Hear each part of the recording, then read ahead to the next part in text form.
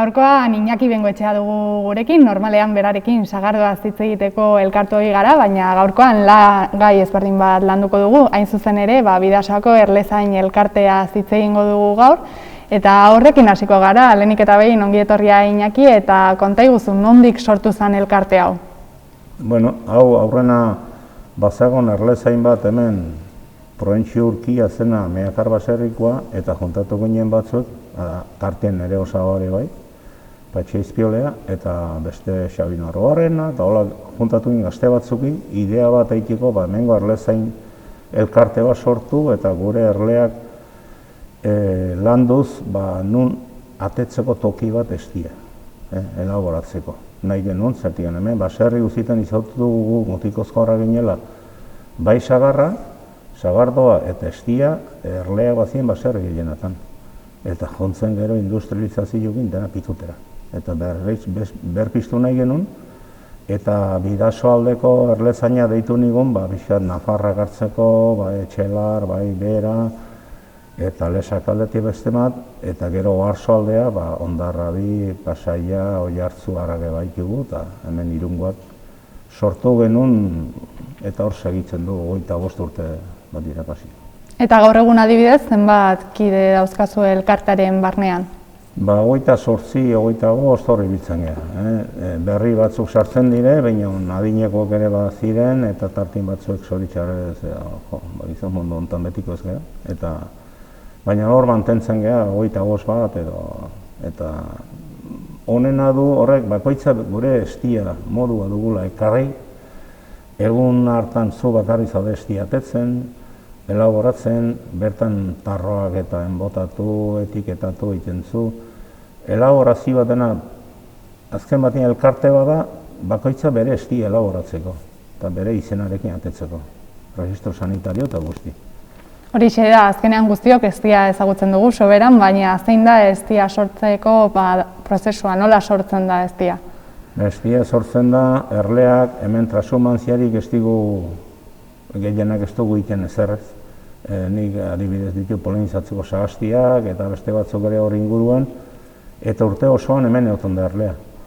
Orduan lehengo estiloa, orduan hor sortzen dute bertako materialakin, aurten arkazea aprobetxatu dute, sagastien oso udaberri hona izan du da, gaztainar espero eta aprobetxatziak, gehienak gaztainin egiten hemen, eguneko igual 70. Eta, bueno, bertan sortzen den esti hori, bertan elaboratzeko formula bat egin dugu, ez? Azken batean, nik uste garbitasun batekin eta txukundade batekin, bakoitzak oso elkarte gutxi izango die, bakoitzak bere estia elaboratzen du. Gainera, zure kasua hori berezia da, sagastien inguruan dauzkazulako erleak, ez da? Bai. Horrek ere estiaren emaitzan edo nolabaiteko eraginik aldu? Bai. Estiaren emaitzan, polenizazioan laguntzen duten, natural lan hortan, eta aurten oso ondo aprobetxatu dute indar hartzeko sagastiaren lorea eta arkaziena, baina batez ez sagastiena, udaberri oso ona eta goizorri da, eta denbora askoan loretan dago, ondik gene, eta ari dira aprobetxatzen, eta bueno, hortzen egia gure erleari behitu zuen lana hartzen. Azaldutako moduan hori elkarte izaeraren barnean tresneria partekatzen duzue, imaginatzen dut horrek ere prozesua lagunduko duela eta jendea animatuko duela ez erleak izatera, azken finean norbanako bakoitzak tresneria guztia izan beharko balu, komplikatuagoa izango litzateke dena, ez da? Bai, zuk imaginazu, behar duzula estia ekartzen duzunien humedadiak kendu pixka bat ikusteko ze humedade daukan. Gero, prozesua behar da estratoriak, behar da maduradoriak, behar duzu toki bat, lokal bat, orduan etxe bizitza bat bizi batzea, traste batzuk gutxaltzu erliakin lan egiteko, baina gero nun ater esti hori, txukun, alikatatutuko toki garbi batean, eta abar.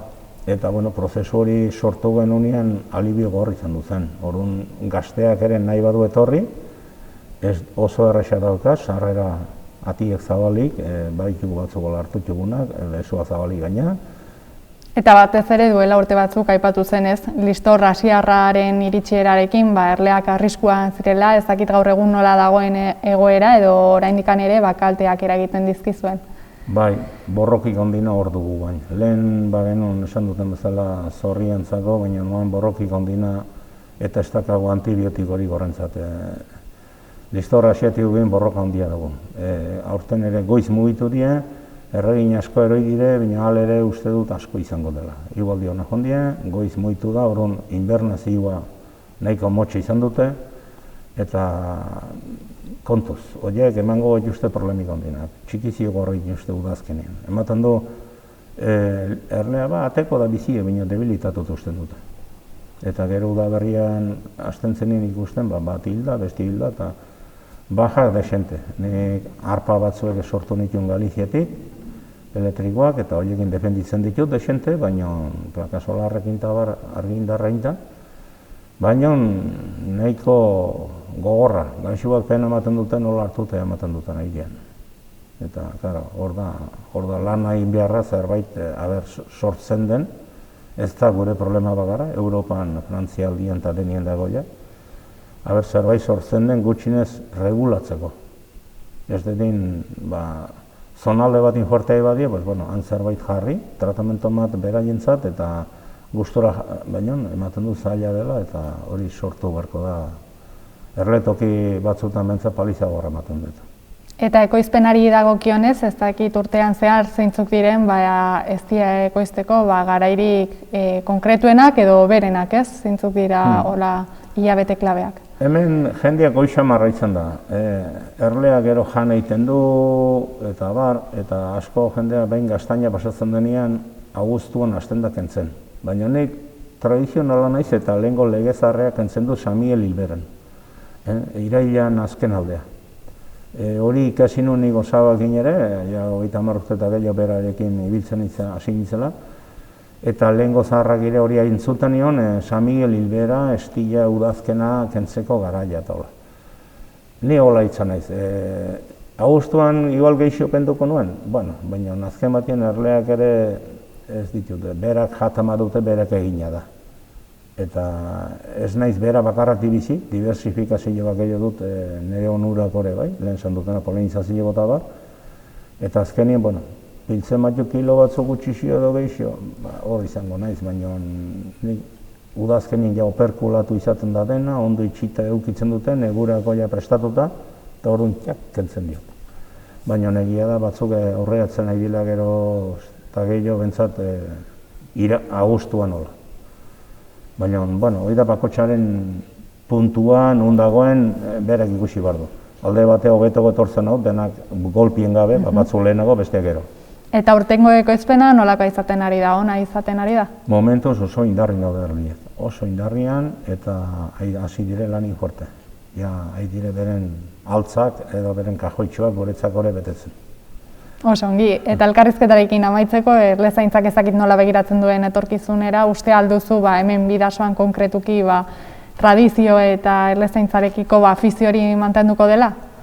Nik uste, zuk esan duzuna, bertako generuari, kilometro zero, bertako gauzari begira bentzan hasi gela zeharkabenik.